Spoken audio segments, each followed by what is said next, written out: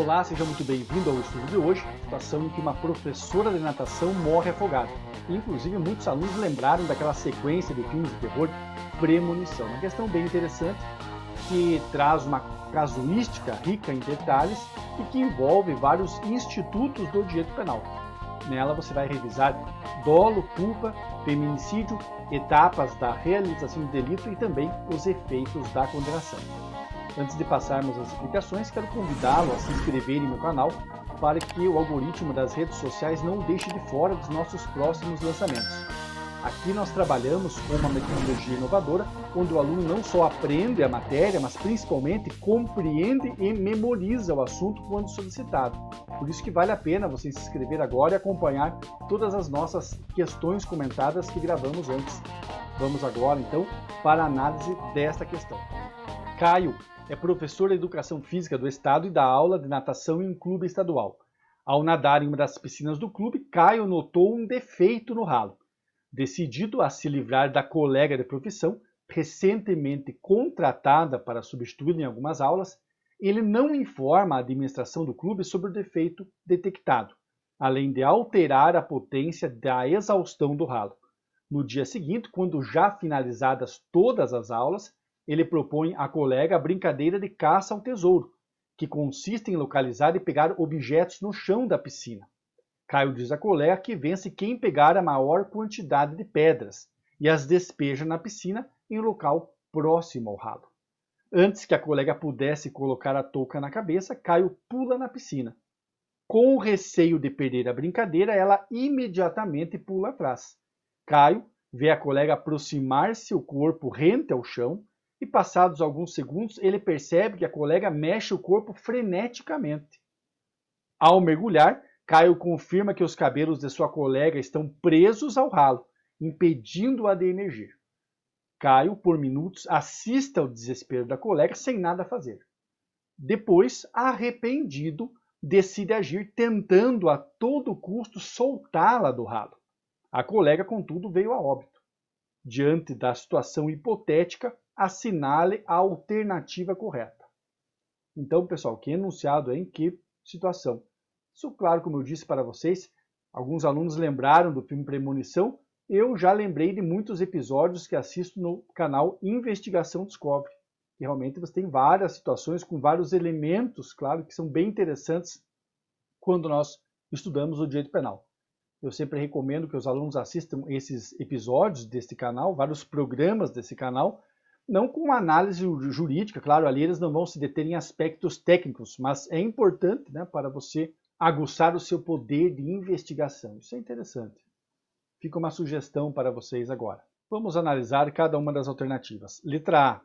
Caio praticou o crime de homicídio culposo, pois ao não avisar a administração do clube sobre o defeito detectado no ralo, no dia anterior agiu com negligência. Eu chamo a atenção para vários elementos que o enunciado nos traz. Caio é professor de Educação Física e nota o defeito no ralo. Então, ele tem experiência, ele conhece muito bem a piscina onde ele trabalha e verifica que existe um defeito no ralo. Olha que importante avaliarmos sempre o elemento subjetivo do agente.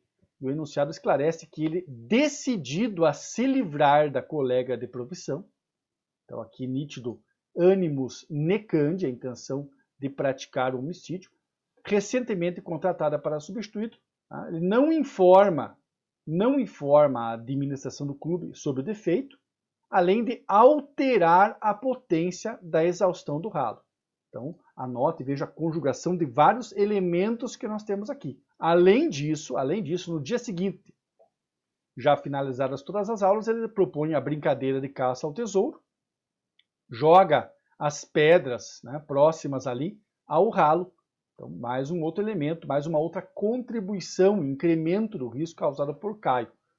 Além disso, antes, né, da colega colocar a touca na cabeça, ele pula a piscina, fazendo com que ela pule na piscina com os cabelos soltos. Tá?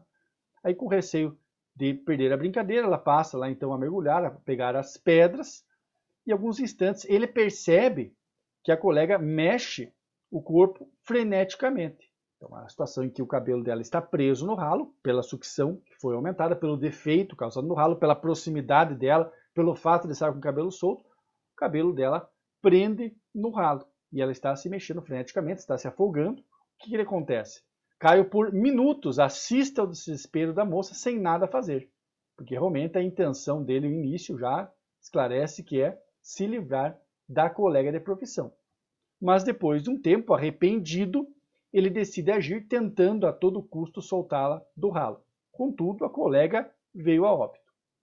Então, nessa situação, eu digo para vocês que não podemos trabalhar com o crime culposo. A afirmação está incorreta. Seria um crime culposo, vamos imaginar, na hipótese dele tendo visualizado o defeito no ralo, e não comunicado à direção do clube, né? Simplesmente, né, no dia seguinte, por um acidente, por um defeito, por uma situação que não tivesse contribuição alguma sua, a colega fosse mergulhar lá e tivesse o cabelo preso, um aluno tivesse o cabelo preso.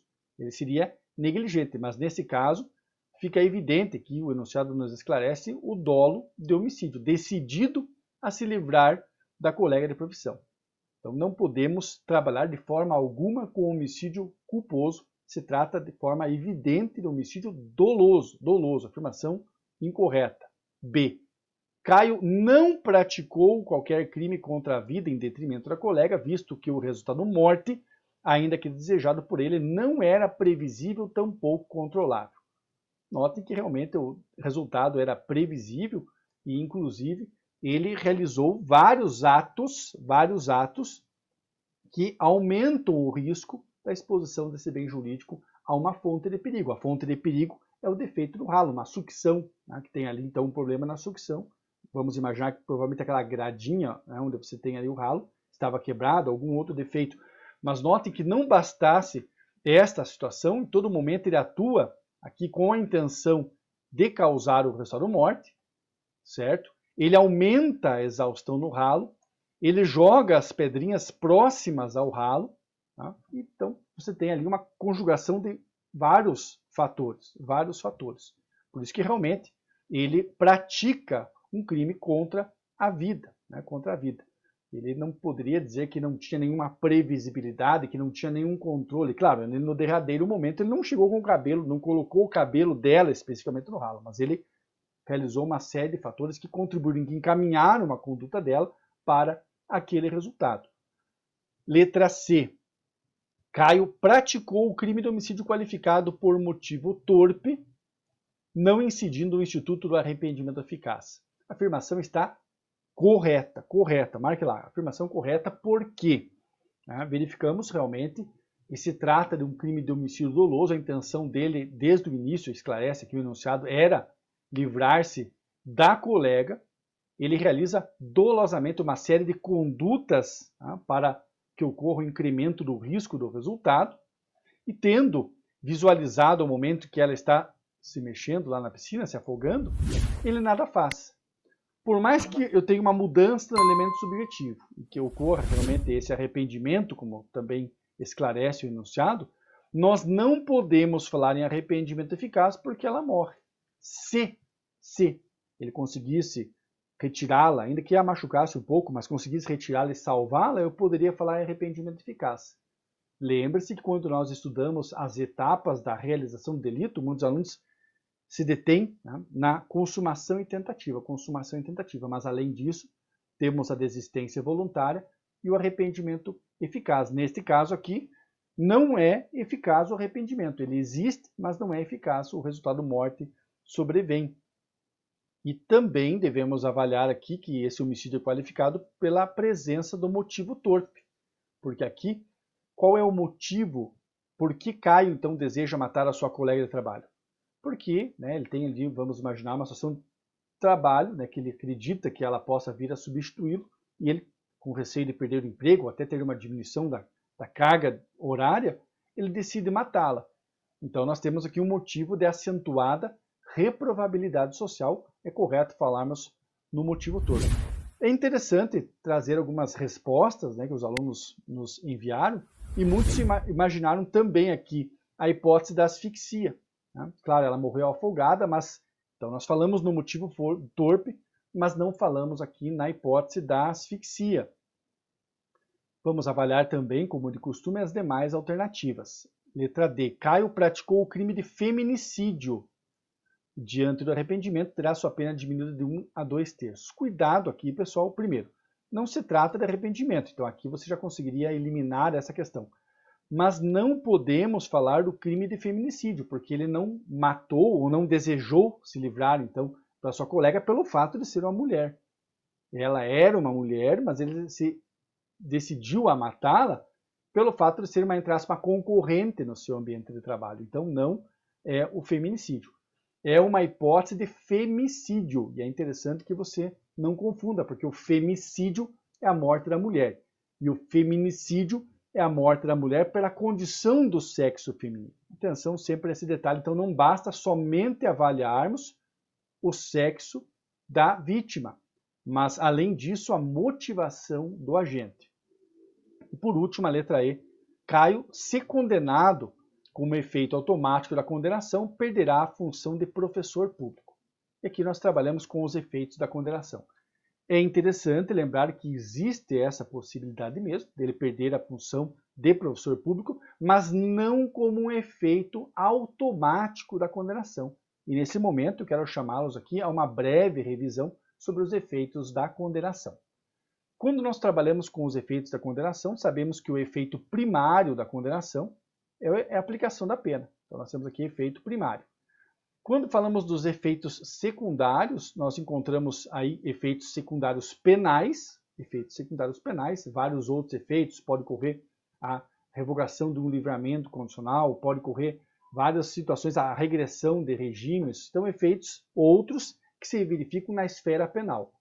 A caracterização da reincidência, enfim, efeitos secundários penais. Mas o que a questão nos traz são os efeitos secundários extrapenais, porque são efeitos que se verificam em outras áreas, aqui no caso, no âmbito do direito administrativo. Então, os efeitos secundários se dividem em efeitos secundários genéricos, que são os que se aplicam a todos os crimes, como o confisco, a perda dos instrumentos do crime, por exemplo, e por isso são automáticos, são previstos no artigo 91, também os efeitos secundários extrapenais específicos, que estão previstos no artigo 92, que é o caso da perda do cargo, função pública. Ele deve constar motivadamente em sentença. Então a matéria é interessante. Eu vejo que alguns alunos negligenciam, pulam um pouquinho esse assunto, finalzinho da teoria da pena, deixam de lado esse assunto, mas ele é bem importante e muito cobrado nas provas, especialmente nas provas da magistratura, que inclusive nós temos uma fase que é específica para a sentença penal condenatória. Então é um assunto que vale a pena vocês revisarem, depois lerem os artigos 91 e 92 do Código Penal. Espero tê-los ajudá-lo, uma questão rápida, claro, envolve vários assuntos, né? Mas é interessante que você veja como, estudando na prática, você fixa os conteúdos. E isso que eu falo para vocês já é algo constatado dentro de vários estudos e pesquisas na pedagogia. Por isso que eu trabalho sempre com essa metodologia, com excelentes resultados, e quero sugerir a você, então, mais uma vez, que acompanhe as nossas questões, que acompanhe o nosso canal, porque vão ajudá-lo muito nos seus estudos. Um abraço para vocês, saúde e paz para você, para seus amigos e para a família. Um abraço e até a próxima questão comentada. Inscreva-se e vamos lá então, né, pessoal? O interesse é o maior educador.